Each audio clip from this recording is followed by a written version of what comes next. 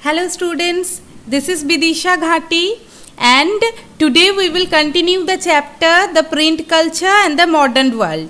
और आज का टॉपिक होगा The Print Revolution and its Impact. तो चलिए शुरू करते हैं चैप्टर को. एक्चुअली ये इस चैप्टर का 4th लेक्चर है. So print revolution was not just a development, it's a new way of producing books.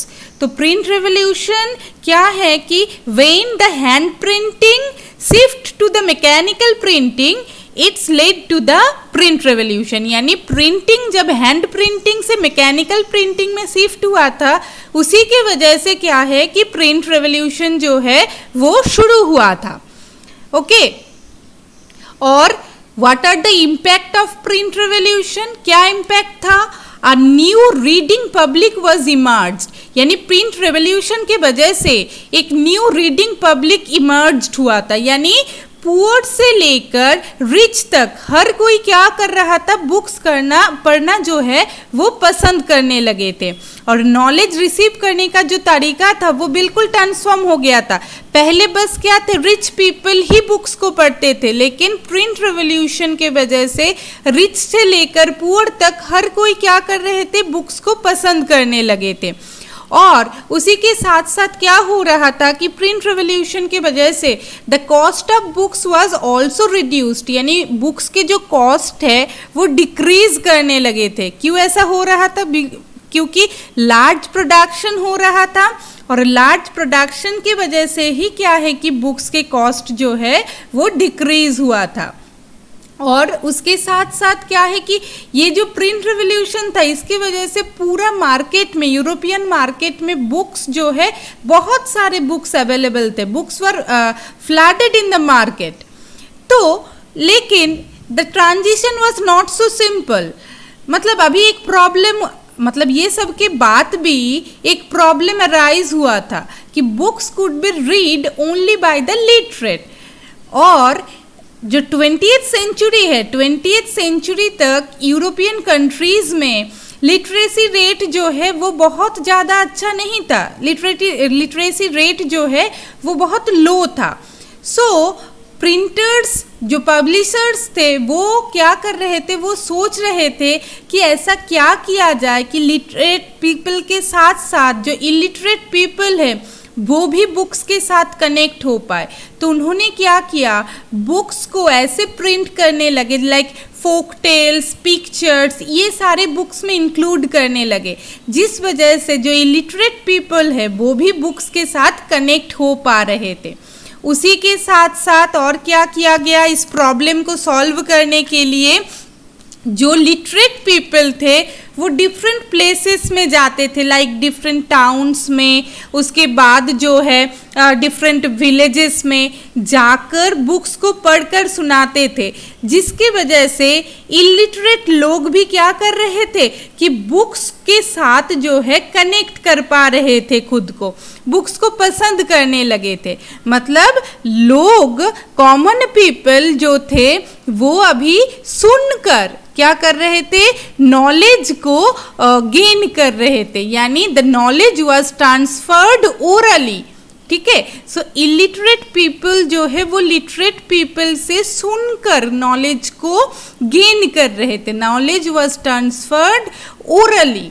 और उसी के साथ साथ क्या हुआ था कि ओरल कल्चर दस entered print and printed material. यानी ऐसे ही ओरल कल्चर जो है वो प्रिंटेड मटेरियल के साथ क्या हो गया था कि उसके अंदर गए थे, मतलब इंटरमिंगल्ड हो गए थे. मतलब जो सुनने वाला लोग है, the hearing public and the reading public become intermingled. Okay. So इसी के साथ साथ और एक बहुत ही इम्पॉर्टेंट इम्पैक्ट था प्रिंट रेवोल्यूशन का. That was a new world of debate and discussion was created. So due to print revolution the new world of debate and discussion was created.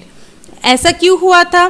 So print revolution की वजह से जिनके इररिलीजियस ideas थे और जो government को criticise करते थे, वो अपने थिंकिंग और आइडियाज़ जो है स्प्रेड करने के लिए सर्कुलर जो है वो प्रिंट मीडिया के माध्यम से कर सकते थे।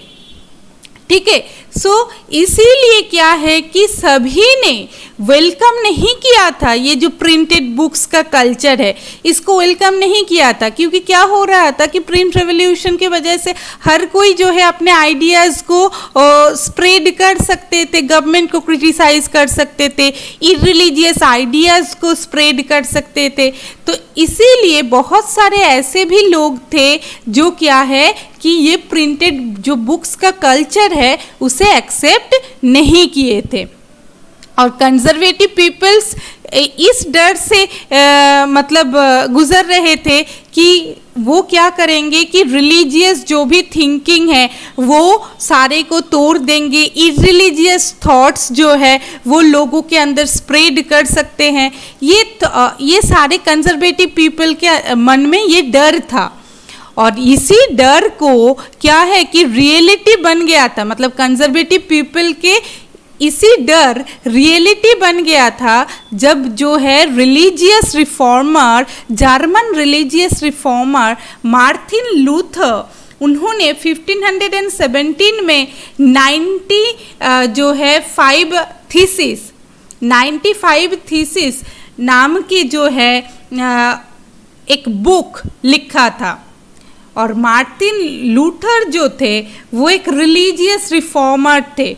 उन्होंने क्या किया, अपने बुक जो मैंने अभी बताया कि 95 थीसिस, उसमें रोमन जो कैथोलिक चर्चेस है उसके बहुत सारे प्रैक्टिसेस, बहुत सारे रिचुअल्स, उसको क्या बताया था, उसको क्रिटिसाइज किया था। सो मार्टिन लूथर ने क्या किया था कि मार्टिन लूथर ने रोमन कैथोलिक चर्च के बहुत सारे जो प्रैक्टिसेस और रिचुअल्स को उन्होंने क्या बताया था, क्रिटिसाइज किया था। और मार्टिन लूथर की जो राइटिंग है वो इमीडिएटली वास्ट नंबर में रिप्रोड्यूस होने लगा था और लोगों तक वाइडली स्प्रेड करने लगा था, और which led to a division within the church and to the beginning of the Protestant Reformation. सो क्या है कि उनकी जो राइटिंग है वो बहुत ज़्यादा, उनके जो थिंकिंग है वो बहुत ही जल्दी स्प्रेड हो रहा था बाय रिप्रोड्यूसिंग द थॉट्स, मतलब रिप्रोड्यूसिंग हिज राइटिंग। और उसी के साथ साथ प्रोटेस्टेंट रिफॉर्मेशन जो है वो स्टार्ट हो गया था। So what is Protestant Reformation? It was a 16th century movement to reformate जो है reform the Catholic church, a 16th century movement to reform the Catholic church.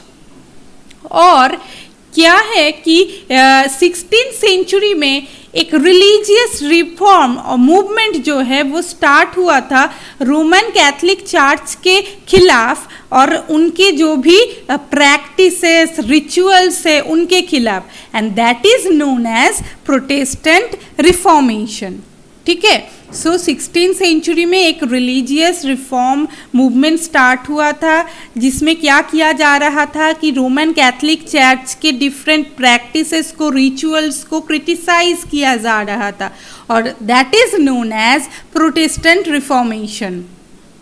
Not only Martin Luther, Menocchio जो एक miller थे Italy में, so not only Martin Luther, a miller in Italy, Menocchio, उन्होंने भी क्या किया था कि बाइबल के जो मैसेजेस है उनको रीइंटरप्रेट किया था। सो मेनोशियो, अ मिलर इन इटली, उन्होंने क्या किया था कि उनके लोकेलिटी में जो भी बुक्स अवेलेबल थे वो उन्होंने मतलब पढ़ना शुरू किया, फिर बाइबल के जो मैसेजेस है उनको अपने पॉइंट ऑफ व्यू से क्या किया था, लोगों को बताना शुरू किया था, जिसके वजह से क्या हो रहा था कि जो रोमन कैथोलिक चर्चेस थे, रोमन कैथोलिक चर्चेस को बहुत सारे ट्रबल्स जो है वो फेस करना पड़ रहा था। तो इसीलिए सोसाइटी में नेगेटिव थॉट्स जो है वो सर्कुलेट होने लगे थे, और इस नेगेटिव थॉट्स जो है वो सर्कुलेट हो रहे थे, इसको कंट्रोल करने के लिए बुक सेलर्स और पब्लिशर्स ने क्या इम्पोज करना शुरू कर दिया था, उन्होंने कुछ कंट्रोल्स जो है, डिफरेंट टाइप ऑफ कंट्रोल्स उन्होंने इम्पोज करना शुरू कर दिया था। और उसी के साथ साथ क्या है कि रोमन कैथलिक चर्चेस जो है उन्होंने क्या किया था कि उन्होंने कुछ प्रोहिबिटेड बुक्स का एक लिस्ट भी तैयार कर लिया था। क्या है कि अप टू 1558 जो भी रोमन कैथलिक चर्च है उन्होंने क्या कर लिया था, एक प्रोहिबिटेड जो बुक्स है उसका एक लिस्ट उन्होंने बना लिया था। तो ऐसे वो लोग क्या कर रहे थे, नेगेटिव थॉट्स को कंट्रोल करने की कोशिश कर रहे थे। So this is all about the lecture, the print revolution and its impact. इस लेक्चर से हमने जाना कि प्रिंट रेवोल्यूशन क्या है, इसके पॉजिटिव इफ़ेक्ट्स क्या थे, नेगेटिव इफ़ेक्ट्स क्या थे। पॉजिटिव इफ़ेक्ट ये बोल सकते हो कि a new world of debate and discussion was started. Then जो इलिटरेट पीपल है वो भी बुक्स के साथ कनेक्ट हो रहे थे। और नेगेटिव इफ़ेक्ट में आप बोल सकते हो कि सोसाइटी में जो नेगेटिव थॉट्स है वो भी बहुत जल्दी सर्कुलेट हो रहा था। So this is all about this lecture, and thank you. See you in the next lecture.